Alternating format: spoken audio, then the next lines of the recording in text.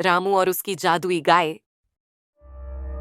रामू एक गरीब किसान था जो अपनी पत्नी सरला और 2 बच्चों के साथ एक छोटे से गांव में रहता था। उसकी आमदनी का एकमात्र सहारा उसकी बूढ़ी गाय थी, जो अब दूध देना बंद कर चुकी थी। घर में खाने के भी लाले पड़ गए थे, इसीलिए मजबूर होकर रामू ने गाय को बेचने का फैसला किया। माफ कर देना गौ माता, लेकिन मेरे पास कोई और रास्ता नहीं है। घर में खाने के लिए कुछ भी नहीं बचा। तुम्हें बेचकर मैं कुछ पैसे कमा लूंगा, जिससे मेरे बच्चे भूखे नहीं सोएंगे। अगली सुबह जब वह गाय की रस्सी पकड़कर बाजार की ओर चलने लगा, तो अचानक गाय ने गहरी आवाज में कहा, रामू, मुझे मत बेचो, मैं तुम्हारी मदद कर सकती हूँ। रामू के पैरों तले जमीन खिसक गई। वह डर कर पीछे हट गया और कांपती आवाज में बोला, तत्ता तुम बोल कैसे सकती हो? मैं कोई साधारण गाय नहीं हूँ। अगर तुम मुझ पर भरोसा करो तो तुम्हारी गरीबी दूर हो सकती है। रामू अभी भी संशय में था, लेकिन उसकी मजबूरी उसे एक आखिरी मौका देने के लिए कह रही थी। गाय ने कहा, मुझे ताजी घास और साफ पानी दो, फिर देखो जादू। रामू ने झटपट घास और पानी दिया। जैसे ही गाय ने घास खाई, अचानक उसकी आंखें चमक उठी और उसके थन से सोने के दूध की धार बहने लगी। रामू और सरला ने अविश्वास भरी नजरों से देखा। जब दूध ठंडा हुआ तो उसमें से ठोस सोने के टुकड़े निकल आए। हे भगवान, यह तो सच में चमत्कार है। मैं कितना मूर्ख था जो तुम्हें बेचने जा रहा था। अब रामू की गरीबी दूर होने लगी। उसने अपने बच्चों को अच्छे कपड़े दिलवाए, घर को ठीक कराया और गांव में भूखों को खाना खिलाने लगा। लेकिन ये रहस्य ज्यादा दिनों तक छिपा नहीं रह सका। गांव के लालची जमींदार को जब इस चमत्कारी गाय के बारे में पता चला, तो उसकी आंखों में लालच उतर आया। उसने सोचा, अगर यह गाय मेरी हो जाए तो मैं सबसे अमीर आदमी बन जाऊंगा। तुम लोग रात के अंधेरे में जाओ, जिससे किसी को खबर ना हो, और गाय को ले आओ। और हाँ, रामू को सबक सिखाना मत भूलना। पर हुजूर, वो गाय जादुई है। लोग कह रहे हैं कि वो कुछ भी कर सकती है। मैंने आज तक किसी जादू को अपनी तिजोरी से जीतते नहीं देखा। अब जाओ। एक रात जब पूरा गांव सो रहा था, जमींदार के गुंडे चोरी चुपके आंगन में पहुंचे और गाय की रस्सी खोलने लगे। लेकिन तभी हवा में अजीब सी सरसराहट हुई। गाय ने अपनी चमकती लाल आंखों से गुंडों को घूरा और जोर से हंसी। अचानक तेज आंधी चलने लगी और जैसे ही गुंडों ने गाय को छूने की कोशिश की, वे दर्द से चीखते हुए हवा में उड़ने लगे और देखते ही देखते गायब हो गए। गुंडे अब तक लौटे क्यों नहीं? कहीं सच में उस गाय ने उन्हें कुछ कर तो नहीं दिया? अरे ये क्या हो रहा है? ये तो कोई अपशगुन है। अगली सुबह जब गांव वालों ने यह सुना, तो वे गाय के चमत्कार को देखकर दंग रह गए। जमींदार डर के मारे गांव छोड़कर भाग गया। रामू समझ गया कि यह गाय सिर्फ सच्चे और नेक दिल लोगों की मदद करने के लिए आई थी। उसने जीवन भर गाय की सेवा की और गांव में कभी किसी को भूखा नहीं सोने दिया। कहते हैं कि जब रामू बूढ़ा हो गया, तो एक दिन वह अपनी गाय के पास बैठा था। गाय ने धीरे से कहा, अब मेरा समय आ गया है रामू। तुम्हारा दिल साफ था, इसलिए मैंने तुम्हारी मदद की। लेकिन अब मुझे जाना होगा। क्या तुम सच में मुझे छोड़कर जा रही हो? मैं और मेरा परिवार तुम्हारे बिना कैसे रहेंगे? मैं यादों के रूप में हमेशा तुम्हारे साथ रहूंगी रामू। तुम जब भी किसी भूखे को खाना दोगे, समझ लेना मैं मुस्कुरा रही हूँ। रामू की आंखों में आंसू आ गए, लेकिन उसने सिर झुकाकर कहा, तुमने मुझे सब कुछ दिया। मैं तुम्हारा हमेशा आभारी रहूंगा। गाय ने एक आखिरी बार रामू को देखा और फिर हवा में खुलकर गायब हो गई। लेकिन उसकी यादें और उसका आशीर्वाद हमेशा रामू और गांव वालों के साथ रहे और उनका गांव कभी गरीबी में नहीं डूबा। कहानी से सीख। इस कहानी से हमें सीख मिलती है कि ईमानदारी, मेहनत और दूसरों की भलाई का फल हमेशा मिलता है, जबकि लालच अंततः विनाश की ओर ले जाता है। जादुई तोता और गुड़िया। हरिपुर हरियाली से भरपूर एक सुंदर और शांत गांव था। वहां के लोग सीधे सादे थे और प्रकृति से गहरा जुड़ाव रखते थे। उसी गांव में रहती थी एक 12 साल की नन्ही लड़की, गुड़िया। गुड़िया मासूम मगर बहुत साहसी थी।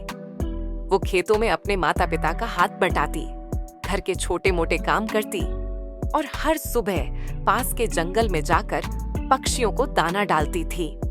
एक दिन गुड़िया जंगल के कोने में बैठी गुनगुना रही थी। तभी एक तोता उसके सामने आकर बैठ गया। उसके पंखों पर नीली सुनहरी धारियां थीं, जो सूरज की किरणों सी चमक रही थीं। वह तोता उसे बड़ी ध्यान से देख रहा था। गुड़िया ने धीरे से कहा, क्या तुम भूखे हो? लो, थोड़े चने खा लो। अचानक तोता बोला, मुझे चने नहीं बल्कि एक सच्चे दोस्त की तलाश है। गुड़िया चौंक गई, लेकिन डरने की बजाय उसने हौसले से पूछा, तुम बोल सकते हो? हाँ, मेरा नाम टुन्नू है। मैं कोई साधारण तोता नहीं हूँ गुड़िया। मैं एक स्वर्णपंखी रक्षक हूँ। 100 वर्षों में सिर्फ एक बार जन्मा। मेरी कहानी बहुत पुरानी है और मेरा उद्देश्य आज भी अधूरा है। टुन्नू अपनी कहानी सुनाना शुरू करता है। बहुत साल पहले एक शक्तिशाली और बुद्धिमान रानी थी, रानी चंद्रलेखा। वो सिर्फ अपनी तलवार से नहीं बल्कि अपने ज्ञान और करुणा से राज करती थी। रानी के पास एक जादुई तोता था, टुन्नू, जो साधारण पक्षी नहीं था। टुन्नू असल में एक पौराणिक प्राणी था, स्वर्णपंखी रक्षक, जो हर 100 वर्षों में सिर्फ एक बार जन्म लेता है। उसके पंखों में सूर्य की किरणें समाई थीं और उसकी आवाज में मंत्रों की शक्ति। उसे एक प्राचीन जंगल की देवी ने रानी को वरदान स्वरूप दिया था, ताकि वह अंधकार से अपने राज्य की रक्षा कर सके। टुन्नू केवल उसी इंसान से बात कर सकता था जिसका दिल निस्वार्थ और आत्मा सच्ची हो। रानी और टुन्नू में गहरा विश्वास और स्नेह था। वह न केवल रानी का सलाहकार था, बल्कि राज्य की सुरक्षा का मुख्य स्तंभ भी था। लेकिन रानी के दरबार में एक मंत्री था, मंत्री कालकेतु, जो रानी की शक्ति से ईर्ष्या करता था। उसने टुन्नू की जादुई शक्तियों को देखकर उसे पाने की ठानी। एक दिन जब रानी जंगल में गई हुई थी, कालकेतु ने धोखे से टुन्नू को एक जादुई पिंजरे में कैद कर लिया। रानी जब तक लौटी तब तक तो कालकेतु टुन्नू को लेकर भाग गया था, लेकिन वह टुन्नू को वह पूरी तरह नियंत्रित नहीं कर पाया। टुन्नू ने अपनी शक्तियों को एक समयबद्ध जादू में बांध दिया। अगर किसी सच्चे दिल वाले इंसान से उसकी मुलाकात होगी, तभी उसकी असली शक्तियां फिर से जागेंगी। कई वर्षों तक वह पिंजरे में कैद रहा। फिर एक दिन तेज तूफान के दौरान पिंजरा टूट गया। टुन्नू उड़कर जंगलों की ओर चला गया, कमजोर लेकिन जीवित। उसे सच्चे दोस्त की तलाश थी, जो उसकी शक्ति को फिर से जागृत कर सके और उस मंत्री के अंधकार को हमेशा के लिए खत्म कर दे। टुन्नू ने बताया कि गांव के पास स्थित पुराना किला, जो सबको डरावना लगता था, असल में उस मंत्री की प्रयोगशाला है। गांव वाले सोचते थे कि वहां भूत रहते हैं। गुड़िया ने टुन्नू की मदद करने की ठान ली। उसने अपने 2 दोस्तों भोला और तारा को भी इस रहस्य में शामिल किया। तीनों बच्चों ने मिलकर योजना बनाई। उन्होंने दिन में उस किले का चक्कर लगाया, रास्ते देखे, दीवारों की दरारों को टटोला और रात को जाने की तैयारी की। अंततः एक अंधेरी रात को वे चारों, गुड़िया, टुन्नू, भोला और तारा, मशाल लेकर किले में घुस गए। अंदर का दृश्य डरावना था। दीवारों पर अजीब से चिन्ह, चमकते हुए पत्थर और बीचों बीच एक विशाल दर्पण था। टुन्नू ने बताया कि दरअसल यह दर्पण एक जादुई द्वार है, जो मंत्री की शक्तियों का स्रोत है। अचानक चारों तरफ से तेज हवा चलने लगी और तांत्रिक जैसे काले कपड़े पहने, आग जैसी आंखों वाला मंत्री प्रकट हुआ। कौन हैं ये बच्चे? मेरी शांति भंग करने की जुर्रत कैसे की? लेकिन टुन्नू पीछे नहीं हटा। वह आसमान में उड़ता हुआ बोला, तेरी काली शक्तियां आज समाप्त होंगी। टुन्नू ने मंत्र पढ़ा और उसके पंखों से सुनहरी रोशनी निकलने लगी। गुड़िया ने दर्पण पर पत्थर फेंका। दर्पण छटाक से टूट गया। मंत्री चीखा, नहीं, ये तुम नहीं कर सकते। और फिर वो धुएं में बदलकर गायब हो गया। उसके जाते ही सारी जादुई वस्तुएं राख बन गईं। महल की दीवारें हिलने लगीं, लेकिन चारों बच्चे बाहर निकल आए। अगले दिन जब गांव वालों को यह सब पता चला तो उन्हें पहले विश्वास नहीं हुआ, लेकिन जब उन्होंने टुन्नू को बोलते देखा और किले में जाकर टूटा हुआ दर्पण और राख देखी तो सब गुड़िया और उसके दोस्तों की बहादुरी के कायल हो गए। गुड़िया, भोला और तारा को हरिपुर की वीर बच्चों की उपाधि दी गई और टुन्नू अब गांव का चहेता बन गया, बच्चों का दोस्त तथा बड़ों का मार्गदर्शक।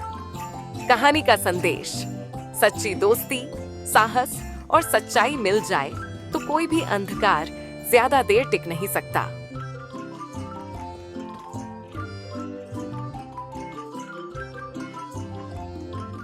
चमत्कारी दीपक। गांव में एक गरीब लेकिन खुशहाल परिवार रहता था। रामू, उसकी पत्नी गौरी और उनका बेटा हरी। वे खेतों में मेहनत करके अपना गुजारा करते थे। हालांकि उनके पास ज्यादा धन दौलत नहीं थी, लेकिन उनके दिलों में प्रेम और ईमानदारी थी। एक दिन रामू जंगल में लकड़ी काटने गया। अचानक उसकी कुल्हाड़ी जमीन से टकराई और वहां से कुछ चमकता हुआ निकला। पास जाकर देखा तो वह एक पुराना सुनहरा दीपक था। रामू ने उसे उठाया और जैसे ही उसने दीपक पर हाथ फेरा, अचानक एक जोरदार हवा चली और आसमान में धुआं फैल गया। देखते ही देखते धुएं से एक विशाल चिन्ह प्रकट हुआ। हे इंसान, तुमने मुझे आजाद किया है, मांगो जो भी मांगना है। मुझे धन दौलत नहीं चाहिए। मैं चाहता हूँ कि मेरे परिवार पर कभी कोई संकट न आए और हमारा घर हमेशा खुशहाल बना रहे। ऐसा ही होगा, लेकिन याद रखना, इस दीपक का उपयोग लोभ में मत करना। यदि तुमने इसे गलत उद्देश्य से इस्तेमाल किया तो तुम्हें इसकी कीमत चुकानी पड़ेगी। रामू दीपक लेकर घर आ गया और उसे एक कोने में रख दिया। अगले ही दिन चमत्कार होने लगे। उनकी फसल दोगुनी हो गई, घर की दीवारें खुद ठीक हो गईं और उनके जीवन में समृद्धि आ गई। गांव वाले रामू की खुशहाली देखकर हैरान थे, लेकिन कोई भी इस रहस्य को नहीं जानता था। कुछ हफ्तों बाद गांव में एक अजनबी व्यापारी आया। उसने रामू के बदले हालात देखे और उस पर नजर रखने लगा। उसे यकीन हो गया कि रामू के पास कोई जादुई चीज है। जरूर रामू के पास कोई रहस्यमयी खजाना है। एक गरीब किसान इतनी जल्दी अमीर कैसे हो सकता है? एक रात जब पूरा गांव सो रहा था, वह चुपके से रामू के घर में घुस आया और उसने दीपक चुरा लिया। जैसे ही उसने दीपक को रगड़ा, जिन्न प्रकट हुआ। हे इंसान, तुम्हारी क्या इच्छा है? मुझे असीमित धन, महल और दुनिया की सारी ताकत चाहिए। मैं सबसे अमीर और शक्तिशाली इंसान बनना चाहता हूँ। जो मांगा है वही मिलेगा, लेकिन उसकी कीमत भी चुकानी होगी। अचानक व्यापारी के चारों ओर धुआं फैल गया और वे हवा में उठने लगा। अरे, ये क्या हो रहा है? मुझे जमीन पर उतारो। मैंने सिर्फ धन मांगा था। लालच की सजा यही होती है। तुमने बिना मेहनत के सब कुछ चाहा, लेकिन अब तुम खुद गायब हो जाओगे। व्यापारी मदद के लिए चीखने लगा, लेकिन कुछ ही पलों में वह हवा में समा गया और हमेशा के लिए गायब हो गया। सुबह जब रामू जागा तो उसने देखा कि दीपक वापस अपनी जगह पर था, लेकिन उसकी चमक फीकी पड़ गई थी। उसे एहसास हुआ कि जिन्न की ताकत केवल अच्छे लोगों के लिए थी। उसने दीपक को लेकर गांव के मंदिर में रख दिया ताकि कोई और इसे गलत इरादे से इस्तेमाल न कर सके। रामू ने सीख लिया कि जादू या चमत्कार से मिला सुख स्थायी नहीं होता, बल्कि असली खुशी मेहनत और ईमानदारी से ही मिलती है। शिक्षा: सच्चा सुख ईमानदारी और संतोष में है। जो व्यक्ति लालच करता है वह खुद अपने विनाश का कारण बनता है। मेहनत से कमाया हुआ धन ही असली संपत्ति होती है। श्याम और जादुई परी। श्याम एक दयालु और निडर लड़का था। वह अपने माता पिता के साथ एक छोटे से गांव में रहता था। एक दिन जब वह जंगल में लकड़ी इकट्ठा कर रहा था, अचानक उसकी नजर एक पुरानी मिट्टी की मटकी पर पड़ी। मटकी बहुत पुरानी और धूल से भरी थी, लेकिन उस पर अजीब तरह के रहस्यमयी निशान बने हुए थे। श्याम को उत्सुकता हुई। उसने मटकी को उठाकर धीरे धीरे उसका ढक्कन हटाया। जैसे ही ढक्कन खुला, एक तेज रोशनी निकली और देखते ही देखते एक सुंदर परी हवा में तैरने लगी। धन्यवाद श्याम, परी ने मुस्कुराते हुए कहा। श्याम चौंक गया। तुम इस मटकी में कैसे फंसी थी? परी ने दुखी होकर कहा, सैकड़ों साल पहले एक लालची जादूगर ने मुझे इस मटकी में कैद कर दिया था ताकि मेरी जादुई शक्तियों का इस्तेमाल कर सके। लेकिन उसकी मृत्यु के बाद मैं यहीं फंसी रह गई। इतने सालों तक कोई भी इस मटकी को खोल नहीं सका, लेकिन तुम्हारी अच्छाई और हिम्मत ने मुझे आजाद कर दिया। लेकिन तभी परी की आंखों में चिंता आ गई। मुझे जल्दी करनी होगी। श्याम, जादूगर ने इस मटकी पर एक श्राप भी डाला था। अगर इसे खोलने वाला सच्चे दिल का नहीं होगा तो उसकी आत्मा इस मटकी में कैद हो जाएगी। यह सुनकर श्याम घबरा गया। क्या अब मैं भी खतरे में हूँ? नहीं, क्योंकि तुमने निस्वार्थ भाव से मुझे मुक्त किया है। इस श्राप का तुम पर कोई असर नहीं होगा, बल्कि मैं तुम्हें एक आशीर्वाद देना चाहती हूँ। परी ने जादू से श्याम के गांव को हरा भरा कर दिया। कुएं में पानी भर गया, फसलें लहलहा उठीं और गांव खुशहाल हो गया। श्याम ने परी का आभार जताया, लेकिन उसने किसी से इस घटना का जिक्र नहीं किया। परी हवा में घुलकर अदृश्य हो गई, लेकिन जाते जाते उसने कहा, जब भी तुम्हें मेरी जरूरत होगी, बस सच्चे दिल से पुकारना, मैं आ जाऊंगी। नैतिक शिक्षा। सच्चाई, निस्वार्थता और दयालुता हमेशा बुराई पर विजय पाती है। श्याम की अच्छाई ने न केवल परी को मुक्त किया, बल्कि पूरे गांव की किस्मत बदल दी।